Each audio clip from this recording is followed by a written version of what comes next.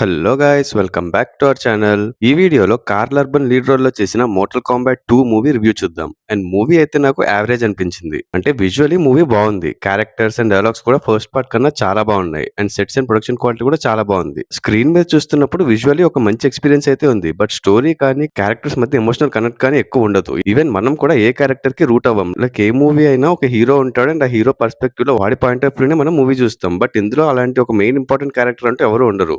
Curl urban ఉన్నారు, కానీ ఆయన character more of the funny వేలో ఉంటుంది. అండ్ ఆయన స్క్రీన్ ప్రెజెన్స్ మూవీకి చాలా హెల్ప్ అయింది. బట్ ఆ క్యారెక్టర్ మూవీ స్టోరీకి అంత స్ట్రాంగ్ ఇంపాక్ట్ చూపించలేదు అనిపించింది. కార్ల్ అర్బన్ యాక్టింగ్ కానీ ఆయన ఉన్న సీన్స్ లో డైలాగ్స్ అండ్ కామెడీ అన్ని బాగున్నాయి. బట్ మూవీకి ఒక మెయిన్ లీడ్ గా అనిపించలేదు నాకైతే. ఇంకా స్టోరీ ఏంటంటే సెకండ్ పార్ట్ లో జానీ కేజ్ అండ్ కిటానా అనే ఒక 2 న్యూ క్యారెక్టర్స్ ని తీసుకొచ్చారు. సో ఈ కిటానా చిన్నగా ఉన్నప్పుడే వాళ్ళ ఫాదర్ ని షావో ఖాన్ చంపేస్తాడు. సో ఇంకా పెద్ద అయ్యాక తన మీద రివెంజ్ తీర్చుకోవాలని చూస్తుంది. అండ్ ఇంకో పక్క అర్త్ రియల్మ్ ఆల్రెడీ 9 టోర్నమెంట్స్ ఓడిపోయింది. ఈ 10th కూడా ఓడిపోతే అర్త్ రియల్మ్ కూడా షావో ఖాన్ కంట్రోల్ లోకి వెళ్ళిపోతుంది. సో అందుకే ఈసారి ఎలాగైనా గెలవాలి అని ఛాంపియన్స్ రెడీ అవుతారు. అండ్ వీళ్ళకి ఒక ఛాంపియన్ తక్కువ అవడంతో అర్త్ నుంచి జానీ కేజ్ ని ఛాంపియన్ గా సెలెక్ట్ చేస్తారు. అసలు ఈ మోర్టల్ కాంబాట్ ఏంటి, ఈ టోర్నమెంట్లు ఏంటి, ఎర్త్ రియల్మ్, అవుట్ వరల్డ్ ఇవేవి జానీ కేజ్ కి తెలియవు. అలాంటిది సడన్ గా లార్డ్ రేడెన్ అండ్ సోనియా బ్లేడ్ తన దగ్గరికి వచ్చి ఈ ఎర్త్ ని కాపాడాలంటే నువ్వు మాతో రావాలి, మోర్టల్ కాంబాట్ టోర్నమెంట్ లో పార్టిసిపేట్ చేయాలి అని కానీ చాలా ఈజీగా కన్విన్స్ అయిపోతాడని వాళ్ళు చెప్పిందంతా నమ్మేస్తాడు. నాకు అది మరీ కన్వీనియంట్ గా చూపించినట్టు అనిపించింది.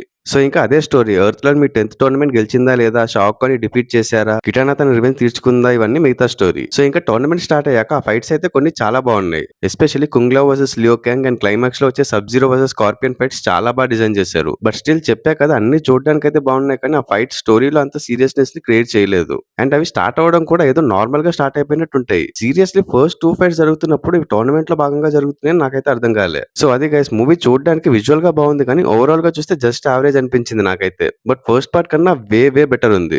And Karl Urban is definitely the USP for this movie. My rating for this movie is 2.5/5. మీరు ఈ మూవీ ఆల్రెడీ చూసేసి ఉంటే మీకు ఎలా అనిపించిందో కమెంట్స్ లో చెప్పండి. అండ్ మన ఛానల్ ని సబ్స్క్రైబ్ చేసుకొని నోటిఫికేషన్స్ ఆన్ లో పెట్టుకోండి. అలాగే ఈ వీడియో మీకు నచ్చినట్టయితే లైక్ చేసి మీ ఫ్రెండ్స్ అండ్ ఫ్యామిలీ మెంబర్స్ కి షేర్ చేయండి. Also follow us on Facebook and Instagram. Thanks for watching. See in the next video. Adios.